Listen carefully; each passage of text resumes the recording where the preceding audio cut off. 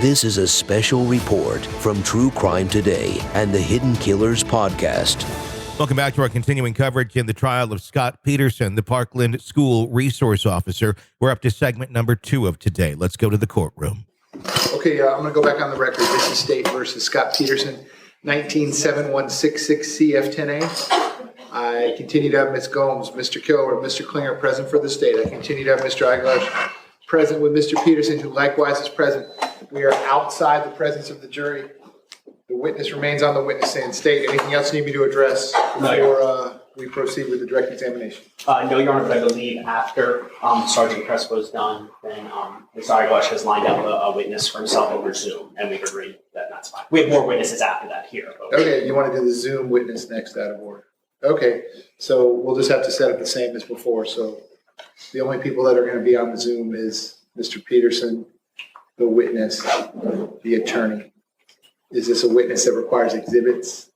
No. All right, so just the 3 pictures. And Okay. Judge, your Zoom number is the one that she... Right. Yeah. We're going to do exactly as we did with the previous Got it. state witness. And Understood. again, it's a defense witness, so state, you have no objection. No objection, Your Honor. Okay.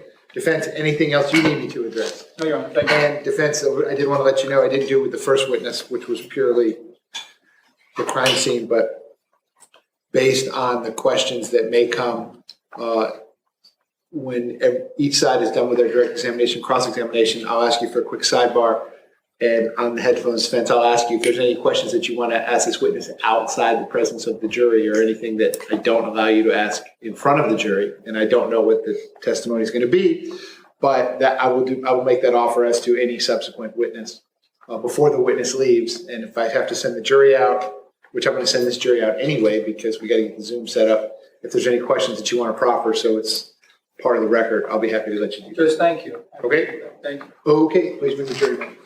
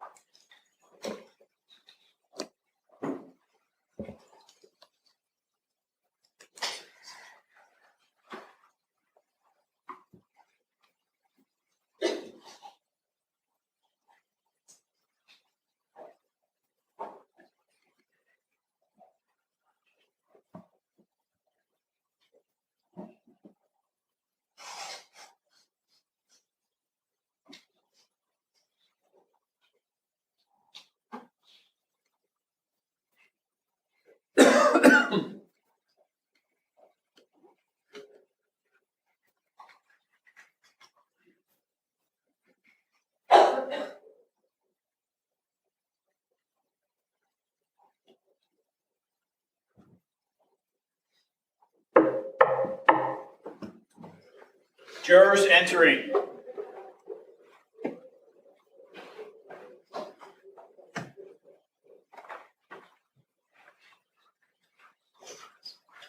Ladies and gentlemen, welcome back. Come on in.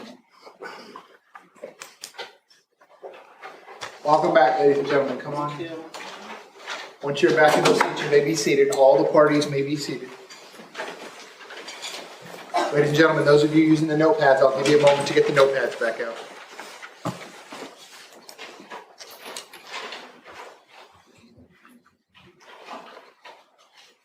All right, ladies and gentlemen, when we took our quick restroom break, we were in the middle of the direct examination of the witness. The witness remains on the witness stand under oath. We're going to pick it up right at that point. Mr. Kilburn, when you are ready, you may proceed. Thank you. Sergeant, going back to right before the break. You were an SRO 2002 to 2016 at Cooper City Elementary.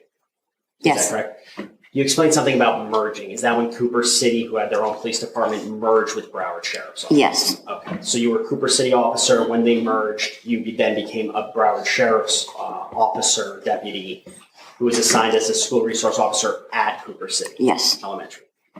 As an SRO, as a school resource officer at Cooper City Elementary, what were your responsibilities? My responsibilities were to the staff, to the students, to the police department, to the parents, to the community, but primarily, obviously, the school. That was my zone. So school, And what were you tasked with doing there in that zone at the school? I was tasked with with any police reports that came out of the school.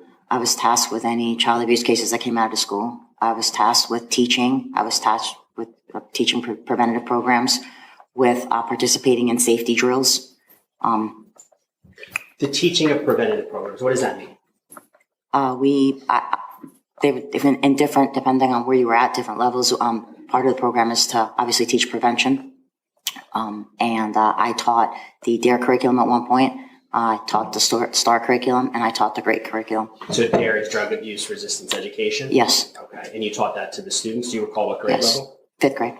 And what were the other two programs? I'm sorry. GREAT program, And what is that? gang resistance education and training. You're going to have to say that. Gang resistance education and training. Okay. And what grade did you teach that to? That's 4th grade. Okay. And I would also go to the middle school sometimes and teach it to the 7th grade. Now, these programs that you taught, were you trained by Broward Sheriff's Office what to teach? The program's GREAT is a national program, and you actually go to a training to teach that program. Now, that training, is that just for school resource officers? To the best of your knowledge? I honestly don't know if it, you have to be a school resource officer to take that. While you were at Cooper City, and I understand it's an elementary school, were you permitted to do administrative searches? That law did not come till later. Okay. So let's talk about later then. So you're at Cooper City Elementary till 2016. Then what unit did you go to? Excuse me, then what? You're at Cooper City Elementary till 2016. Yes. Then what unit did you go to at BSO? I went to crime scene. Okay. And how long were you in crime scene? Approximately 5 years, almost 6. 5 years. So that brings us to about 2021. Yes. What unit did you go to after crime scene? I went back to road patrol Back to road patrol for how long? for about a year and a half. After that year and a half, where did you go? I became a supervisor. A supervisor of Well, I mean, I've been a supervisor, but I became a supervisor over the school resource officers and the community outreach resource and education unit. So you are you're currently a supervisor of school resource officers. I am. In what district? Deerfield. Deerfield. How many schools do you have in Deerfield? We have 5 elementary, 1 alternative, 1 high school, and 1 middle school. So you have 8 schools that you're the supervisor of the school as a school resource officer sergeant. Yes.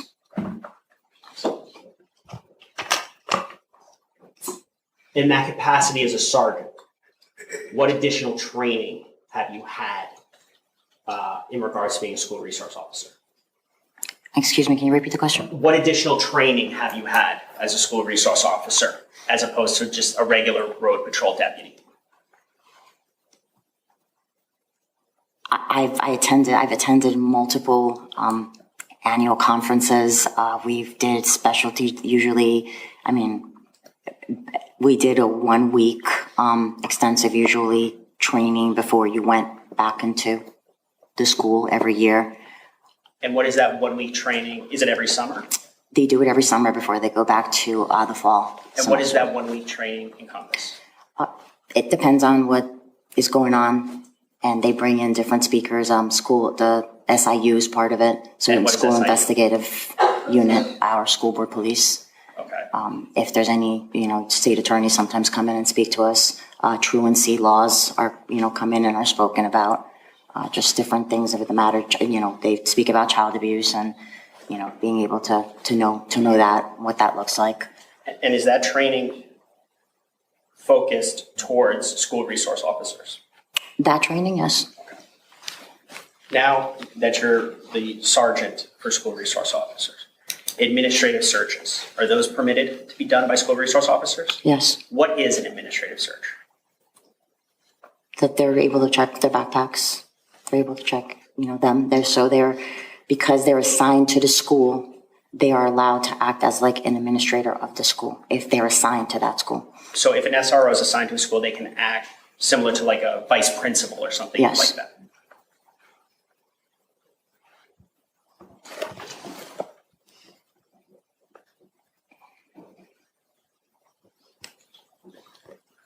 On a regular daily basis, are your school resource officers, the ones that you supervised, are they the only person permitted to have a firearm on campus? I'd like to believe so, yes. Permitted, allowed to. Permitted, yes.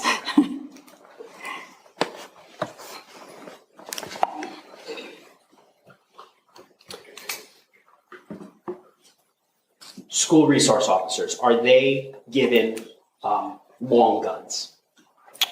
Rifles? Yes, rifles. Yes. Pre-2016, so when you were at Cooper City Elementary, where did you keep your rifle? At the time, in my car. Okay. Describe how it was kept in your car. Was it in a lockbox? It was actually, it was secured in between the seats and in the front and locked. That's the way they had them at that time. And were those issued by the Broward Sheriff's Office? Yes. For school resource officers? Yes.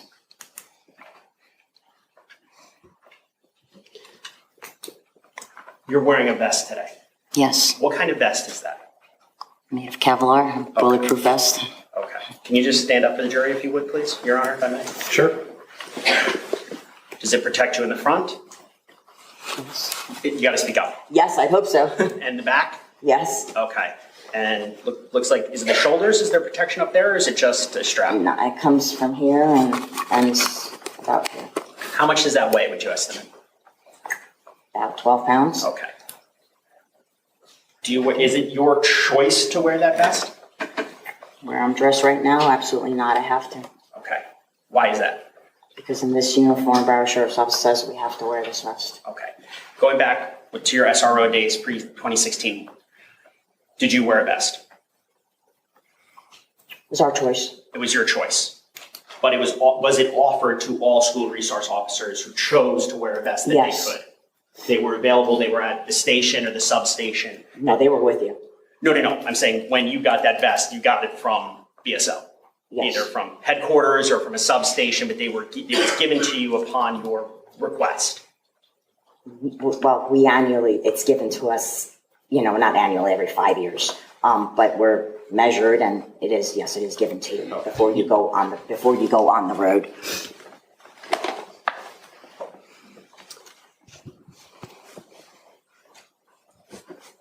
Now, you also spoke about SRO conferences. Is that an annual thing?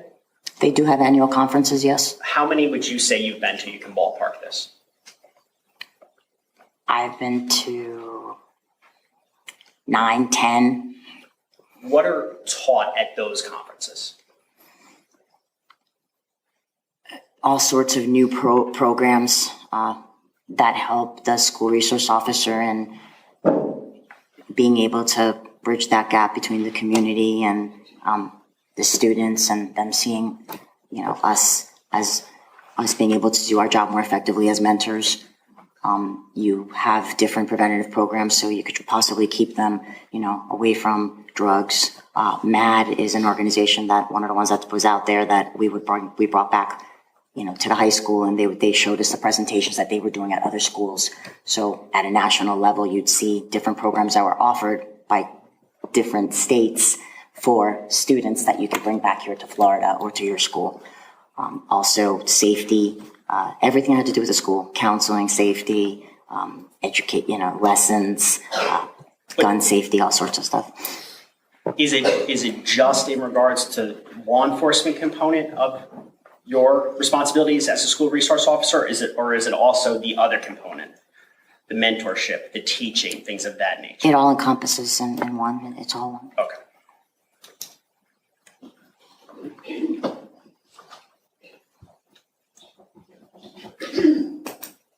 Now, you're the supervisor, school resource officers. Is there another program kind of associated with that, development or something along those lines, community development? Not associated, but Work in conjunction? we work close. We work together with it. Yes, we work And with what is- with the community because it also involves youth. And what exactly is that? The community outreach resource and education program And what's that primary focus? to reach out to the community. Okay. And does that work hand in hand? I understand it's a separate unit, but does that work hand in hand with the school resource officers in terms of the outreach? They can, yes.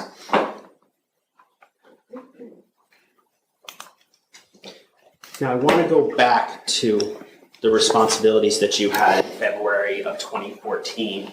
I'm sorry, February 14th of 2018 at Marjorie Stoneman Douglas. I'm going to show you a demonstrative aid, which is identified as Defense F.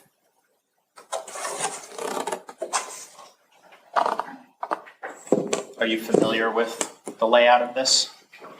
Yes. Okay. Now, looking at building 12, this is where you did the third story crime scene Yes. work. On the third floor, going south towards, let's say, building 7, were any of the windows shot out on the third floor, facing south? No. You got to speak up louder. No. Did you see any shot marks or any projectile marks coming out of any of the windows on the south side of building 12? No. You saw a projectile, you saw them coming west, correct? Yes.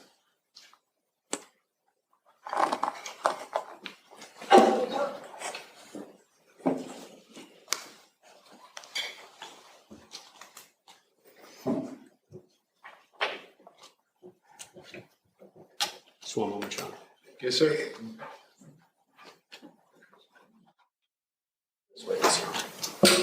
Okay, cross-examination. No questions. Okay. Real quick sidebar.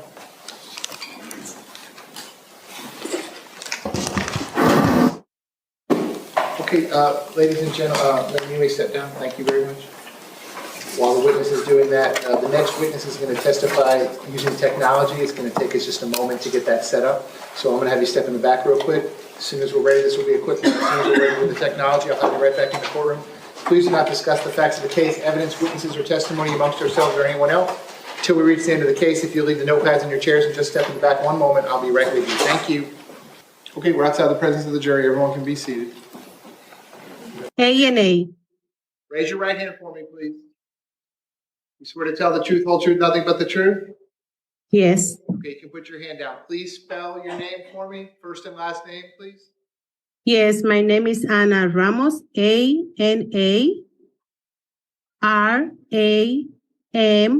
A-N-A-R-A-M-O-S.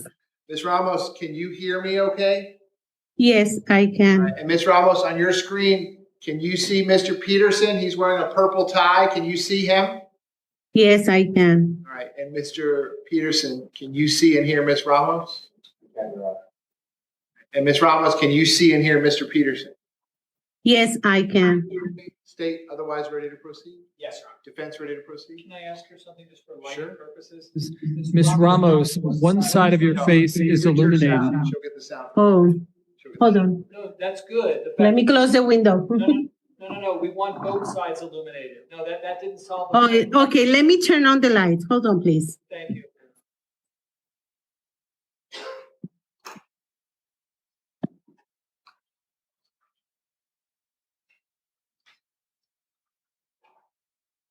Maybe now?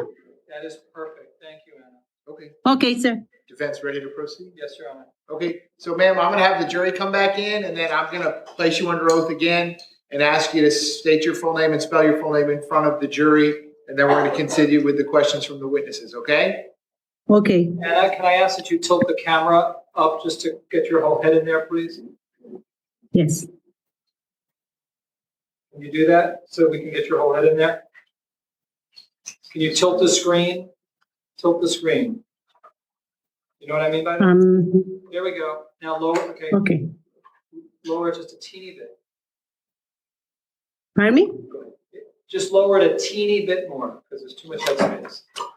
That's good. Like this? Fine. Yes, leave it like that. That's good. Perfect, Anna. Thank you.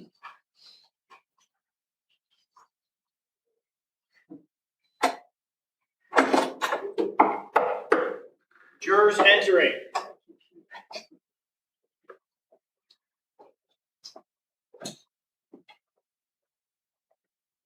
Ladies and gentlemen, welcome back. Come on in. Ladies and gentlemen, welcome back. Come on in. Once you're back in those same seats, you may be seated. All the parties may be seated.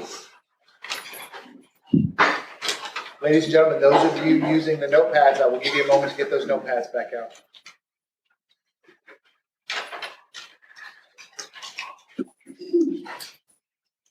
All right, ladies and gentlemen, welcome back.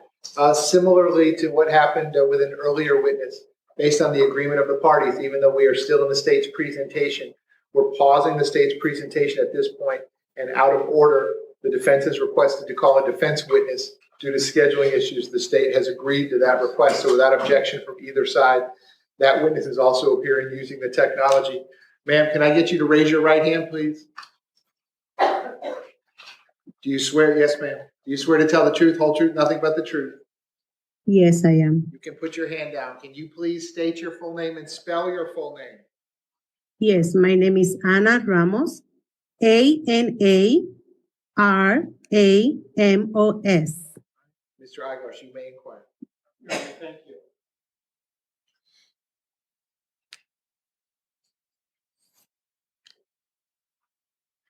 Good morning, Ms. Ramos. Good morning. Can you hear me well? Yes, I can. Okay. Tell the jurors what city and state you're in right now. I live in Denver, Colorado. And did you ask us as an accommodation to Zoom you in so you wouldn't have to fly in? Yes, that is correct. I request to be in Zoom. Okay, thank you. And what do you do for a living now? I work in UNF5, and I work in telemarketing. Okay. And back on February 14, 2018, what job did you hold? I work in Marjorie Stoneman Platts High School. I work in the security department like a campus monitor. And how long did you serve as a campus monitor for Marjorie Stoneman Douglas High School? 20 years. During the 20 years then, you would have overlapped with Scot Peterson for the 9 years that he worked there? That is correct. And did you work with Scott very closely? Yes. And describe for the jurors, what was your working relationship like with Scot Peterson? Like a campus monitor, we need to be around the school, observe and inform. That is one of the duties, and anything happen in the school, fights or smoking or any problem with the student, we need to communicate it with the Deputy Peterson, and also to the specialist, Mr. Greenlee. Your job was different than Mr. Peterson's in that you did not have arrest powers, correct? Yes. Yes, you did not, or no? Yes, it's very different. Okay. I do not. Did you ever place any student under arrest ever? Well, I need to take it to Deputy Peterson and he arrested. Okay. I don't have yes. But you don't arrest anybody, correct? You don't have that No, power, correct? no, I don't have that power. Okay. And you saw Mr. Peterson break up fights? Yes. And did he do that Many times? Many times? Yes. Did he do that without even having backup with him? No. Do you know what I mean? Yeah, well, if I broke up the fight without him? Oh, No, I'm sorry. No, not you. Ah, Did you ever see Mr. Peterson break up fights without having anybody to help him? Did he do it alone? yes, yes. You saw that. Did you ever see him shy away from any violent encounters? No, never. Did you ever see him act like he wasn't courageous Do you know what I mean by that? No. Can you explain a little better? Yes. Did he ever act like a coward? Somebody who wasn't No. willing to jump in? No. Did you see just the opposite in him? Exactly. Always he was accountable. When we have any fight, any problem, he was there to help us like a campus monitor and support us. And on a daily basis, how often would you have contact with Scot Peterson? I can say every day, every day. Because there were always issues that came up? Yes, and because I was part of security, and yes. Okay. You had different bosses, though, right? You got paid by the Yes. school, yes? And Yes, you got that paid is by the correct. police department, correct? If I get paid for the police department, no, I get paid. Oh, I'm sorry. You got paid by the school, correct? Exactly. That's who your employer was, correct? Yes, yes. You do know Scot Peterson's voice, correct? Yes. How is it that you know Scott's voice? Well, working with him daily, I recognize his voice anywhere, in the phone, in the radio. Even if he's behind me talking, I know it's Deputy Peterson. It's coming behind me. How often would you hear him talk on the school radio, for example? Every time when we need him, he was in the radio. Okay. So back to February 14, 2018, where were you when the alarm went off? I was in the second floor above front office is 100 building, 200 building in the hallway. All right. And I failed to specify. There was an alarm earlier that day, correct? Yes, that day in the morning, we have a fire drill. And we did all the procedure when we have a fire drill. We went out, we wait for everybody go out and clear the hallways and rooms and come back again. Mm-hmm. So I was referring to the second fire alarm that went off that day. Yes. Okay. Did you think that there was anything really serious when the fire alarm went off? No. How come? The second one, no. How come not the second one? Because we have a student like for a month or 2 months. At the same time, he was pulling off the alarm and was false alarm. Just he did it for fun. And that was very confused to everybody, including myself. We have already the fire drill in the morning, and we have the second one that don't make sense. Did I hear you correctly that there was a student who was just pulling the fire alarm? Is that what you were saying? Yes. So you Yes, that is correct. Is that what came to mind as one of the possibilities? Yes. Yes, that was come in my mind. Oh my God! Again, the student pull off the alarm for hobby. Yes. When did it occur to you that this was something more severe? When I heard Deputy Peterson call, correct, please, everybody go back. This is the time. I realized that was serious. That was a joke. I see you getting emotional. How come? Because it's hard. And it's like I remember him calling in the radio, correct. And I remember his voice was emotional. He was like his regular voice.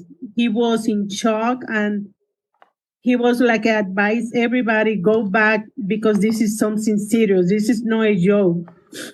Did I hear you correctly that you heard him say code red, everybody needs to go back? That's what you said? That is correct. That I heard in my radio, and was Mr. Peterson because I recognize his voice. And the way that go ahead. Yes, I'm sorry. No, I cut you off. Go ahead now. When I saw him the next week in Chris Hickson funeral service, I approached him and I say thank you because Yeah, that's sustained. Go ahead, Ms. Dragash. Ask your next question. So I'm sorry. The way that he said code red, everybody go back. Describe, how did his voice sound to you? He sounds like he was worried. That was real. He was like a worry to everybody, go back, because that was serious and we need to be covered, because we get training in code red. We need to be inside in the room. Now, after Scott orders code red, everybody go back. What did that mean to you in terms of what was supposed to happen with each of the students in that school? My duty was to to take all these people that was in the hallway, take it back to the safety place, and everybody be, covered and be safe and well. And did there come a time that you were ever spoken to by any investigators about what you had heard and what Scot Peterson had said over the school radio? Objections. Yes. That's overruled, and the witnesses answered the question. Go ahead, sir. And did you tell those investigators what you told us today, that Scot Peterson ordered the code red? Yes, I did. And he ordered everybody get back into, everybody needs to go back? You told investigators that? Yes, I did. The way that you heard him say it, did you believe that he was trying to help save lives? Yes. Did you see my client after February 14, 2018? Yes, I saw him in Chris Hickson. Well, that's a yes or no question. So Yes. that's overruled. Go She's ahead. answered the question. Go Where ahead, did sir. you see him and when? I saw him in Chris Hickson funeral, and I approached him to say thank you, to save me and the students. Yeah, well, at this point, it's sustained. Ma'am, just listen to the lawyer's question and answer his question, okay? She's answered the question. Okay. Go ahead, sir. Ask your next question. Was hearing my client say, code red, everybody needs to go back, the only thing that you heard him say on the radio that day? Yes. Was there any further conversation that my client had on the radio with anybody else that you heard?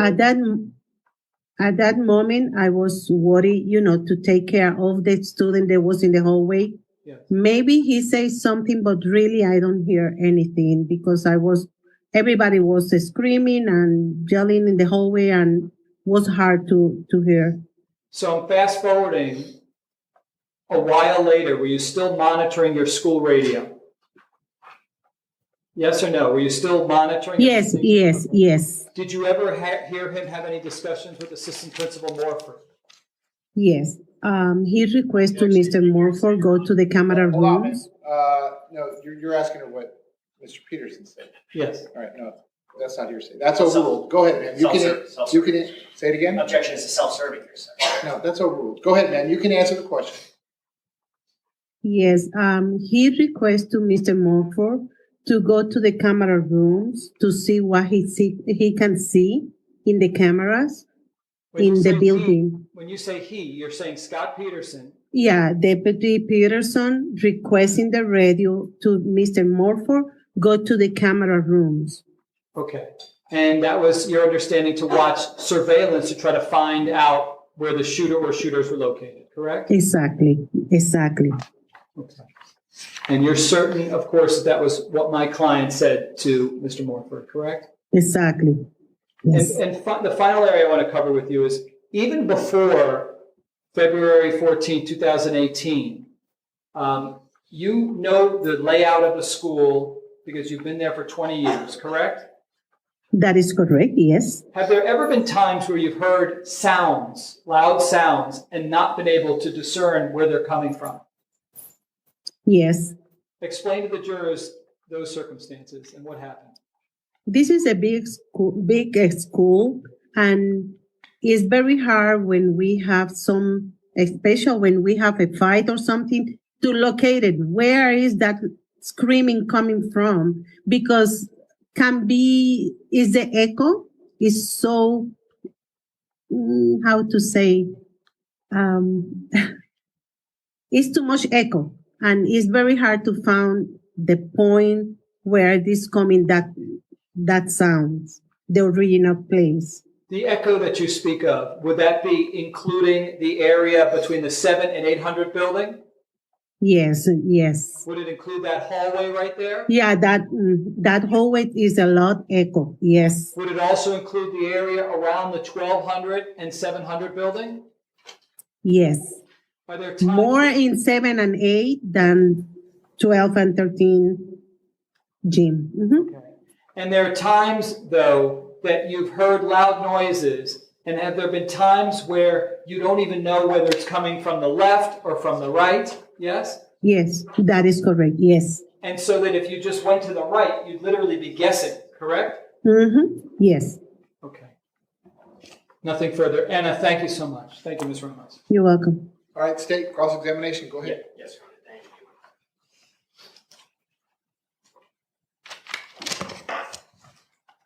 Good morning, Ms. Ramos. How are you doing?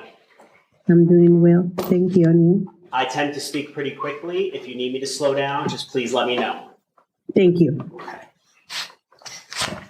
Now, when you were working at Marjorie Stoneman Douglas back in 2018, you knew that Scot Peterson was the assigned Broward Sheriff's Office school resource officer for your school, right? Yes. And as a security monitor, you didn't carry a firearm, right? No. In fact, only Mr. Peterson had a firearm on campus, correct? That is, yes. Now, when the fire alarm went out, were you inside of a room or were you outside the hallway of the 100 building? I was outside in front of media center, outside in the hallway. Okay. Was the fire alarm was loud though, correct? Kind of like an 8 out of 10? Yes. 8. 8 out of 10, right? Mm-hmm. You'll have to say yes or no for the record. I'm sorry. Yes, yes, Okay. yes. Okay. Now, when you heard, or when the fire alarm was going off, was there a lot of people speaking over the radio? The school radio? Well, when we have the rule, when the fire alarm come, not everybody need talk at the same time. Only the AP. Because if everybody talk, it's a chaos. But yes, that day was different. On that day, let me ask you this. On that day, a lot of people were speaking over the radio, correct? Yes. Did you hear Elliot Bonner over the radio? No, I'm not. You never heard Elliot Bonner announce a code red? No.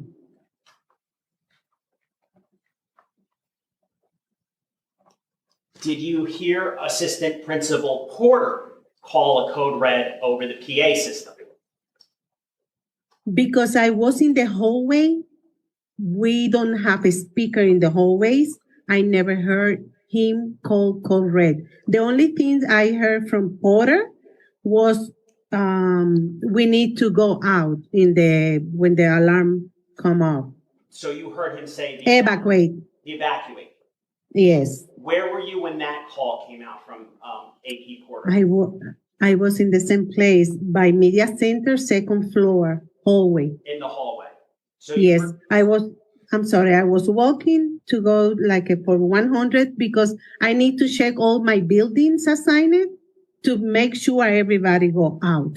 Okay, so you heard over the loudspeaker, Mr. Porter say evacuate, but you never heard over the loudspeaker, Mr. Porter say code red. Is that correct? I heard Mr. Porter say in the radio, but not in the speaker because we don't have speakers in the hallways. Understood. In the old building. How many other people over the school radio did you hear call out or mention code red? The only person that day I heard was Deputy Peterson. Did you hear Coach Aaron Feiss over the radio? Yes, And I'm sorry, you can take a moment, Ms. Ramos, if you. it's okay. Yes, Did you hear Coach Feiss? Did he say something over the radio? yes. What did he say? We have a call before in the radio. They say something happened in the 1200 building. Sounds like a firecracker. And I heard like a minute after he said, that don't sound firecracker. This is something else. So you heard Coach Feiss say, this doesn't sound like firecrackers. This is something else. Yes.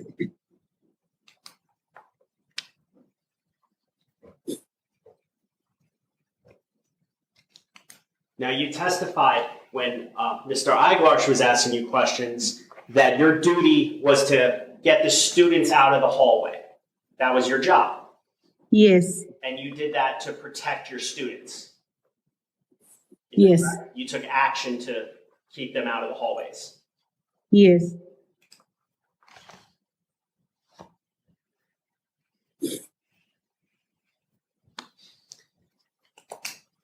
Now, you testified earlier that AP Morford, Jeff Morford, was told to go to the camera room by Mr. Peterson.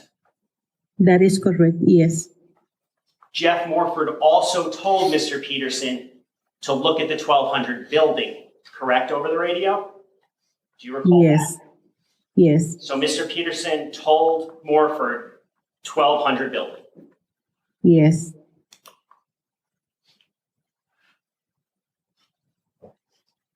How soon after, and you can estimate this for me, Ms. Ramos, how soon after the fire alarm went off did Mr. Peterson tell Assistant Principal Morford that?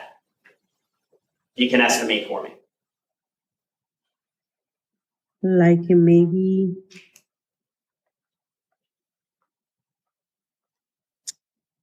5 minutes. I really, That's okay. I don't remember. I'm not going to hold it to you. I'm not going to hold it to you.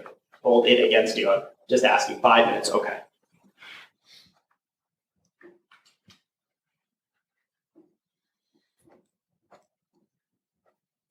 Or can be more because really that was a lag. I don't know. Sorry. Are you familiar with the video system at the school? No, You're not. Okay. I never use it. No. Okay. No. Now, the school radio that you used, was it the type that you have to charge? Yes. Okay. When did you charge it? When you? Every night. So you did it at night, not while you were at work. No, because I charge it at my house. Well, at that point, I think I need to leave it in the office. No, I bring the radio home and I charge it at home. Is that so that when you're at school and if something comes over the radio, you're going to have the radio right near your ear? Exactly. Yes.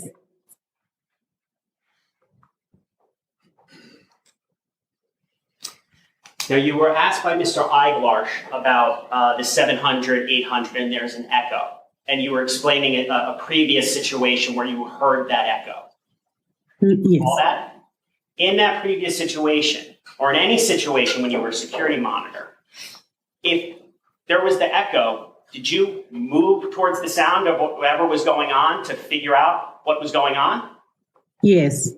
Was it common sense to move when you can't hear something? Yes, to look from where is that sounds coming from. And why is that important?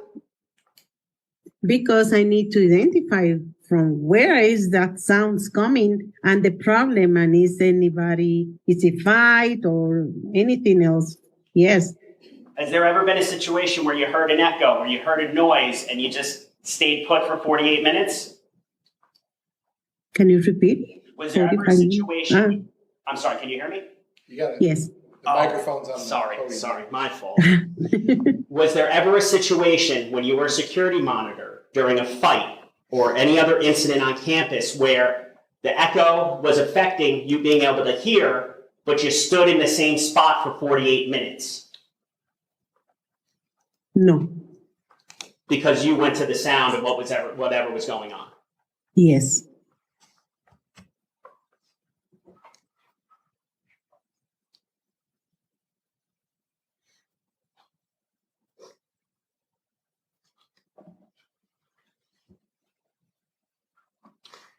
The school radio dispatch, that is not recorded, correct?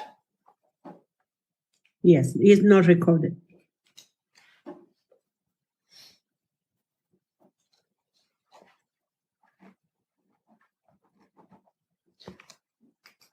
Aaron Feist was not armed that day, correct? No. Was- He was Was Chris Hickson armed that day with a firearm? no, Was Bryan Stabley armed with a firearm? no, Was David Taylor, another security monitor, armed with a firearm? no, Was Kelvin Greenleaf, the security specialist, was he armed with a firearm? no. I have nothing further, Your Honor. Thank you. Thank you, Ms. Ramos. Based on that, any regrets? Go ahead, sir. Can I log out? Yep, hold on, man. Couple more Oh, questions. okay. I'm sorry. You'll be done quickly, Ms. Ramos. Just a few more questions, okay? Are you certain that it was my client who brought up the 1200 building first, or could it have been Mr. Morford who brought up the 1200 building as he's reviewing the videotape? Can you repeat that question? I'm sorry. Yes. We can ask Mr. Morford, but I want to ask you, ma'am. Are you certain that it was my client who brought up the 1200 building first to Mr. Morford, or could it have been Yes. Mr. Morford? You're certain it was that, okay? And in Yes. spite of my client bringing that up to Mr. Morford, did you ever hear my client say he was certain that shots were coming from inside the 1200 building, or did it indicate to you that he wasn't sure and he needed him to? I don't remember that. I'm sorry. Okay. And when the prosecutor brought up a scenario about an echo, there was never a situation, was there, where for 48 minutes you couldn't tell precisely where the sound was coming from, right? Yes, that is correct. There were You can. times where you were limited in time, but you had to stand still until you had more stimulus, more something to let you know whether to turn left or right or go straight or go backwards, correct? Yes. And that's because of the unique echo that exists in that area, correct? Yes. And finally, while the prosecutor did say there were a number of people talking over the school radio that day, you remember when he asked you about that? Yes. And you did hear other people's voices, correct? Yes. Are you 100% certain that you heard my client order the code red and order everybody to get back? Yes, I heard Deputy Peterson call red, everybody go back. Thank you. I am 100% sure. Thank you, Ms. Ramos. All the best to you. Thank you. Say, based on that, any recross? Nothing, Your Honor. All right, defense, is the witness excused? Yes, Your Honor. All right, ma'am, you're all set. Thank you very much. I appreciate your Okay, patience. thank you. Okay, I'm Okay, going to thank end you. the video call at this point. Bye.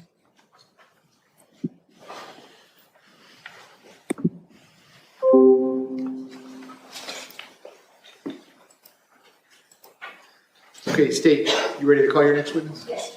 Go ahead. Yes, Judge.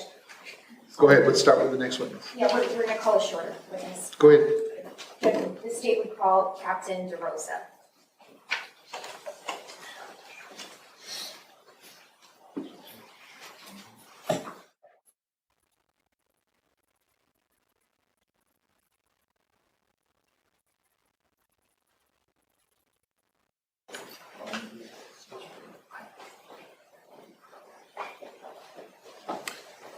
So if I could have you come all the way up here to the witness stand, please. Once you reach it, but before you have a seat, if you can just stop and look at me. Raise your right hand. You swear to tell the truth, whole truth, nothing but the truth. I do. Please be seated.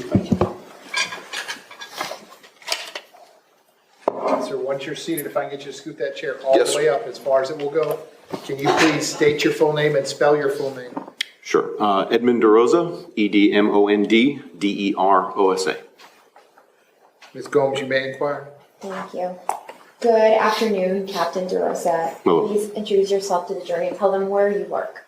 My name is Captain Edmund DeRosa. I work with the Coral Springs Police Department. How long have you worked for the Coral Springs Police Department? 19 years. Can you give the jury a little bit of a summary about your time at the Coral Springs Police Department, the different units that you've been assigned to? Sure. I started off in road patrol, as we all do. Became a field training officer and was a CIT coordinator. I basically ran the CIT program for our department. Brought up to the Detective Bureau. After that, also joined the SWAT team as a hostage negotiator. Later became the team leader of the hostage negotiation team. Became a founding member of what we call the BEAR unit, the Burglary Enforcement and Reduction Unit, and was then promoted after a 6-month stint in that unit to the rank of sergeant. Was a sergeant on midnights for a period of time. Was then sent to our Detective Bureau as a sergeant in charge of property crimes, which is basically crimes that are residential burglary, vehicle burglary, auto theft, things of that nature. After that, was promoted to the rank of lieutenant, serving on road patrol again on the day shift. Then became our health and safety officer during COVID, looking after the officers and civilians in our department, helping them in the event that they were ill. And then promoted to captain. I was first over our midnight shift, and now I serve over our day shift. There are so many acronyms in law enforcement. What is CIT? Critical Incident Team, or Crisis Intervention Team, I'm sorry. And what are some of your responsibilities when you're participating as part of the team for CIT? For CIT, we mainly handle mental illness calls, go to calls and try to assist those there and help the families get resources if they need them. Now, back in February of 2018, what was your role at the department? I was the supervisor in charge of our property crimes unit. And explain for the members of the jury, if you could, on February 14th, where were you that day? I was at the 7200 block of Sample Road, which is Coral Springs High School. I was assisting 2 of my detectives in locating a suspect that was believed to be involved with a series of arsons that were being committed in the city.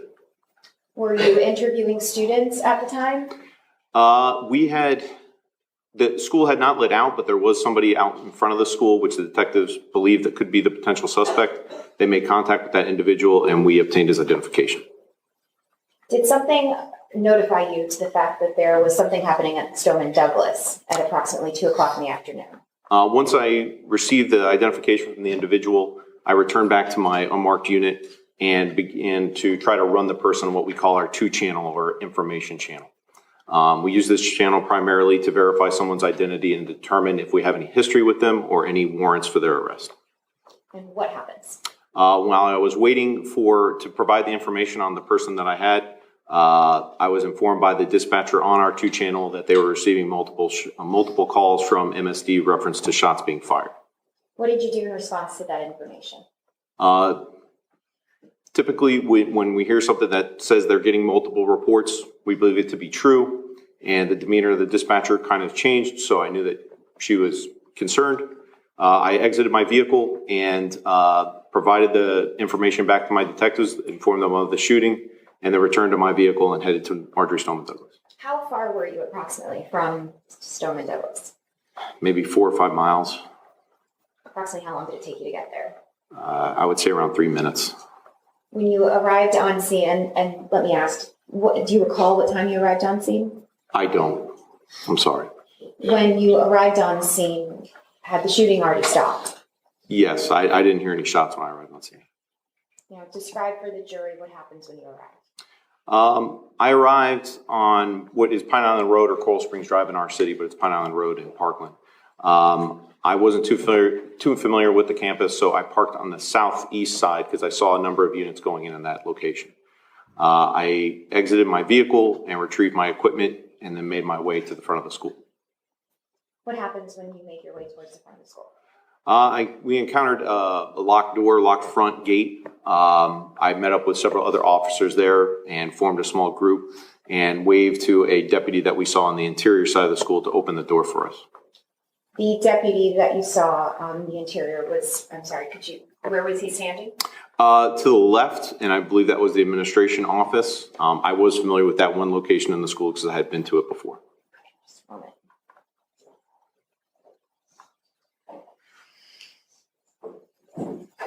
I'm showing you what's already in evidence as Defense F. It's a map of the school. And Judge, I apologize for blocking you. No, that's fine. Go ahead. Give you a moment to orient yourself with this map. Okay, so there's okay. I'm good. Okay, so when you arrived, you said that you pulled up. Could you please show the members of the jury where it was on this map? Oh, sure. So I believe I parked right around here. And at the time that you parked, did you know which direction you were headed? Most of the activity and most of the officers were going to the north, so that's where I went.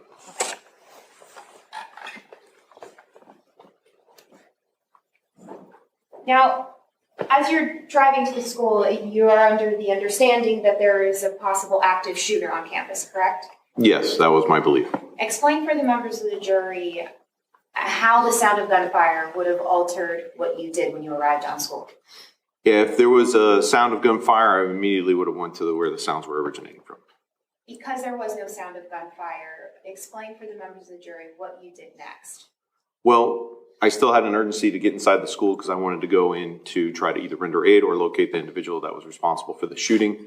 And since I arrived there and there was a gate, I decided to form a team, a group of individuals, because I had that time to do so. If I didn't, I would have just gone in. What happens once you form your team and you start to move through the campus? The deputy that was there, I didn't know who it was at the time. I later learned that it was Lieutenant DeVita. I asked him to kind of guide us. The information that I had from dispatch at the time was a tall building inside the school. I asked him to direct us to where the incident had occurred. He said that he believed it was towards the north. We started making our way, but we were going to clear buildings as we went, and we were actually flagged down by, I think it was either an administrator or a teacher at another building to our right. And what happens once you were flagged down? We went into that building, the group of us, and we basically cleared or searched that building for anything that would be a stimulus or the suspect. While you're searching that building, do you come into contact with anyone? While inside there, I believe the administrator that was present said that he believed that somebody might have been upstairs on what was basically a balcony because it was a theater. There was a very narrow winding staircase leading up to that, and myself and Detective Schroy went up that stairway and we located an individual on the balcony. Do you recall which one of the buildings on the map that I just showed you was the auditorium? If you showed it to me. If I showed you the map, would it assist? Yes, please. Telling you again, states F. Yes, I believe it would be building number 8. Okay, stand up. I believe it was that building there. Okay, so you're heading north through the campus. Correct. And you cleared building 8 or began to clear building 8. Correct. Where in building 8, it doesn't have to be specific, okay, but where within the building, if you recall, was this student?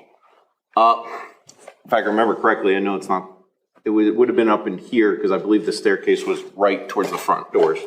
And what happens when you encounter that student? We ordered him to the staircase. We brought him downstairs. We searched him, detained him, handcuffed him, and tried to identify who he was. Ultimately, was that the shooter? We weren't sure at the time. Ultimately, no. But given the circumstances, we detained him. I left the detective there monitoring him, and then we exited. When you exited building 8, which direction did you head in? We came out again through the doors and then proceeded west and then came around this corner and then proceeded down the corridor. And what building were you heading towards? This large building up here, number 12.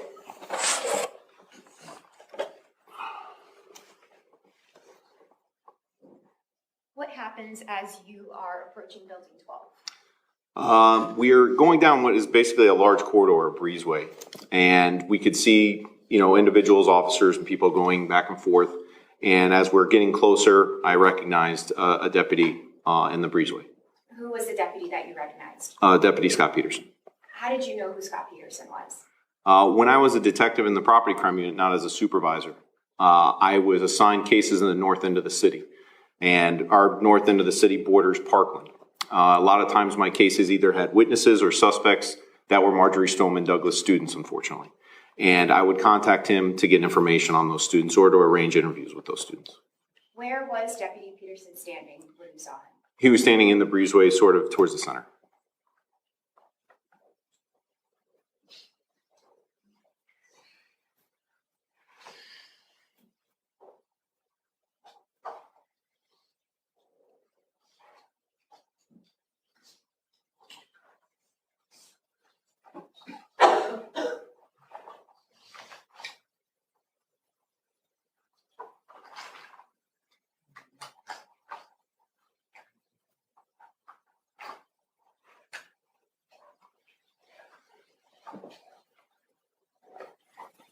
May I use the overhead? Yeah, give me one second.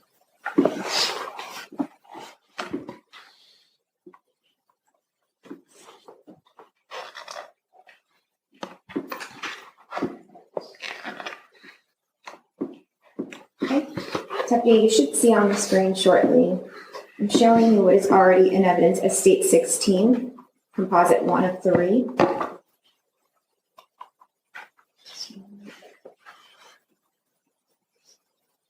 Is it on? Is the overhead on? This one.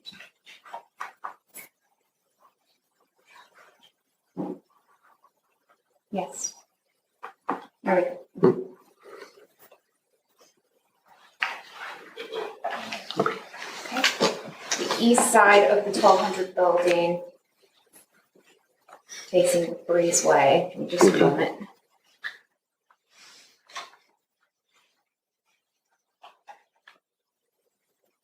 Now this angle is facing south. Do you recall where Deputy Peterson was standing? You see where that metal gate is, sort of like behind that gate there. Where can I get up and kind of? Yeah, you point can at it? actually mark on the screen. Oh, I can mark on the screen. Yes. Sorry. Okay, so I just use my finger. Yeah, Ms. Gomes, you want to use the erase function from the Yes, previous I will. use? Oh, okay. Show the witness how to do it.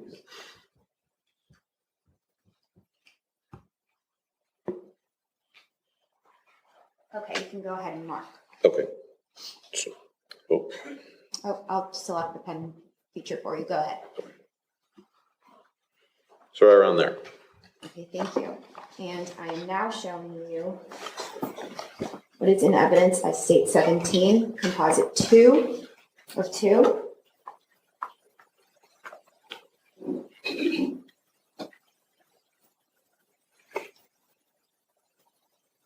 I'll orient you to the 1200 building. If you could just show us where Deputy Peterson was standing, and I'm going to zoom in Okay. on this photograph. And I'll clear your mark. Okay, go ahead. Okay. And if you could point for the members of the jury where the 1200 building is, just again for clarification. And looking at this photograph, where would the football field be? Oh, I believe it's to the west. Okay, let me show you this photograph here. Showing you defense F. Okay. You could point out for the members of the jury. I believe this is the football Okay, field. so that's on the east. Oh, I'm sorry. Is that correct? Yes. Okay. So when you arrived, Deputy Peterson was standing in that location outside of the 1200 building. Approximately how many feet would you say that location where he was standing is from the 1200 building? 60, 70 feet. Now you see him standing approximately 60 to 70 feet from the 1200 building. What is he doing? When I came in touch with him? Yes. Okay. He was on his radio trying to relay a message or something. I couldn't make out what. But he was standing there and he was looking in the direction of the 1200 building. And did you say anything to him? I did. I said, Scott, I said, what's going on? Where do we need to go? Why were you asking him? He was the school SRO, or at least he was when I was a detective, so I believed he was still the school SRO at the time. So I was asking him information because I felt if he knew, if anybody would know, he would know. And what did he say? He said it was somewhere, he pointed in the direction of the 1200 building, said somewhere over here or in that general area. Based on him pointing you in the direction of the 1200 building, what did you do next? Myself and Detective Schroy, seeing all the activity around the 1200 building, there's a stairway to the left, probably like right around there. And we went up the stairway, cleared the landing, and then looked across to see if we could have a better vantage point, to see if we could see movement in the windows or anything that could be of use. And during this, have you heard any gunshots? No. What happens next? Seeing no real vantage from that area because the blinds were drawn in many of the classrooms, and honestly, I couldn't even see in the ones that the blinds were sort of open. We decided to go back down the stairs. I had another officer with me, Jeff Danak. I told him to stay at that location. And then myself and Detective Troy moved up to the 1200 building on the east side. So we went from there to there. Why did you guys make the decision to change your approach or to stop what you were doing and do something else? Well, we could see the activity at the 1200 building. We really weren't going to serve much of a purpose where we were at. We felt that could be more useful there. What happens when you move towards the 1200 building? There was a group of officers inside the stairwell already, mix of Coral Springs and I believe some BSO. And I saw my captain at the time, was Captain Gallagher, who's now Deputy Chief Gallagher. But I saw him there and I asked him if there's anything I should be doing or anything that he needed. He said no, we were to stand where we were because there was already officers inside the building. Was Deputy Peterson still standing in his same location when you went back to the 1200 building after leaving the 700 building? When I came back the stairs was the last time I saw him and he was still there, and then I went across to the 1200. Okay. So he did not enter the 1200 building with you? Not that I'm aware of, no. When you were in, tell me what happened next. We were told not to move because the officers already being in the building. We were huddled in this stairwell, and I don't know who, but somebody had a radio on and it was giving us updated information because they were looking at some sort of video saying that the shooter was inside the stairwell, was changing clothes, and was going to be coming down. At that point, we were preparing for an engagement with that individual, so we were all kind of pointing our guns up the stairs, waiting for him to come down. Did the shooter ever come down the stairs?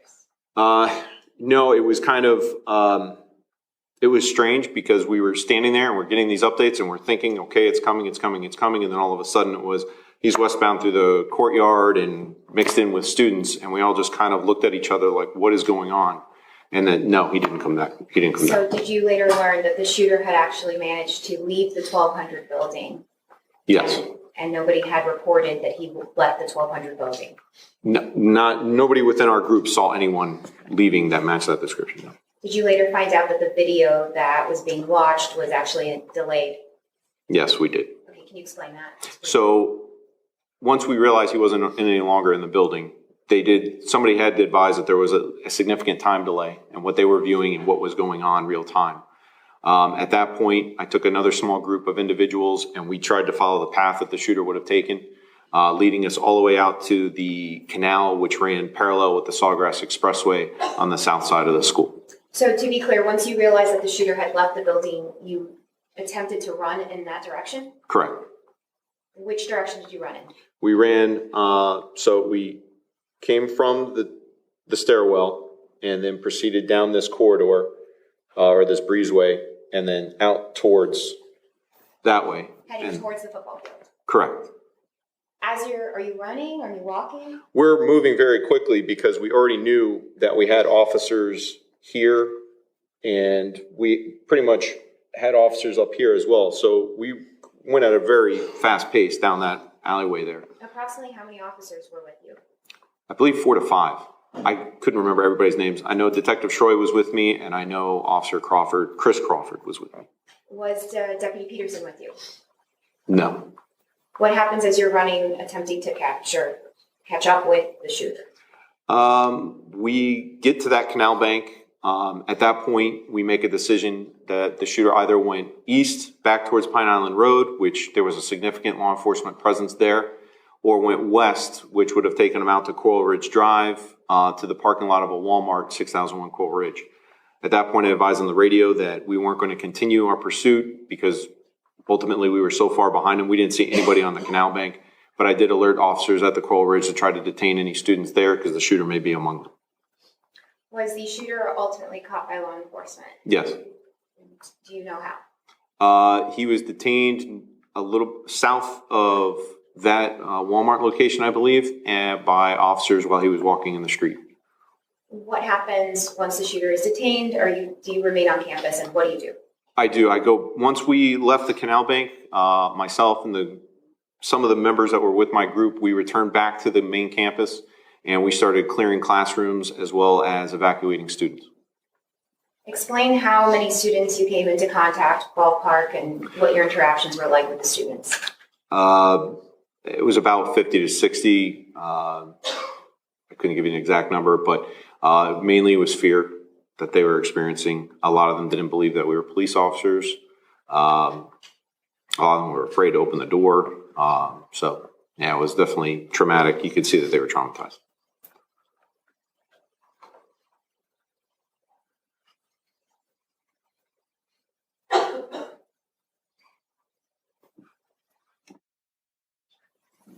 Judge, permission to publish what's already in evidence as states 6F9. Does this require the TVs to be on? Yes, please. All right, we're going to do that, and then we'll probably stop for a lunch break. I'll be done after that. Okay, that'll be fine. Court Deputy Unic, we need all the TVs off, please.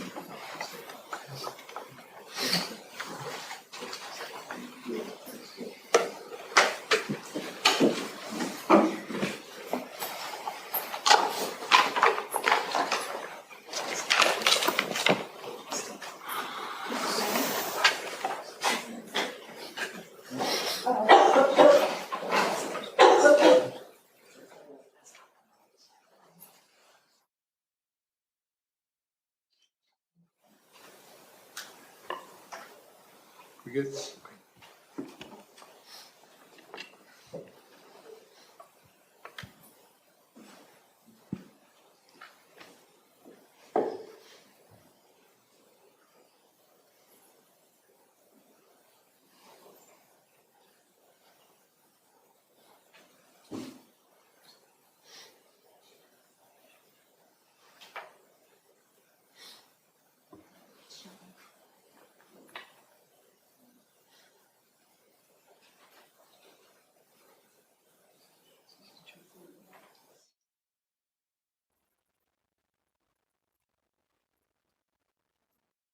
The group of law enforcement officers that you were with? When I first entered, yes.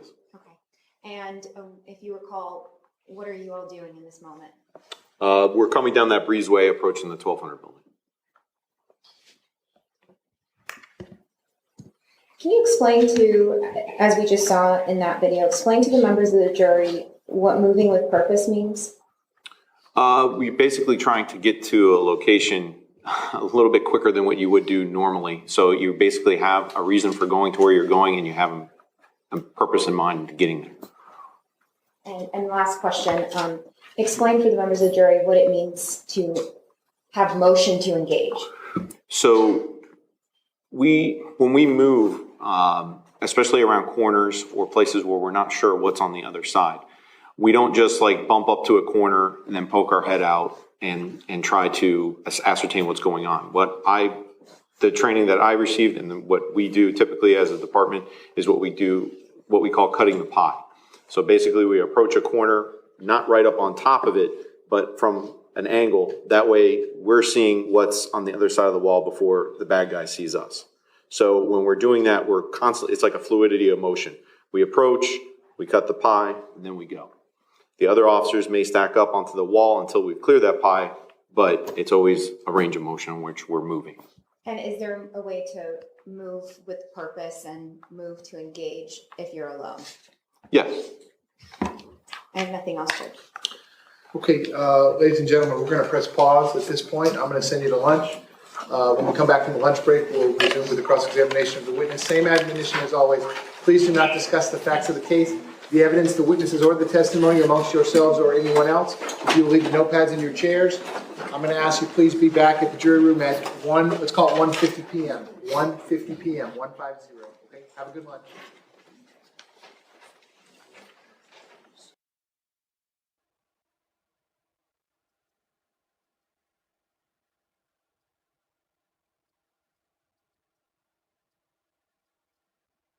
That concludes segment number 2 in today's coverage of the trial of Scot Peterson. There is more to come.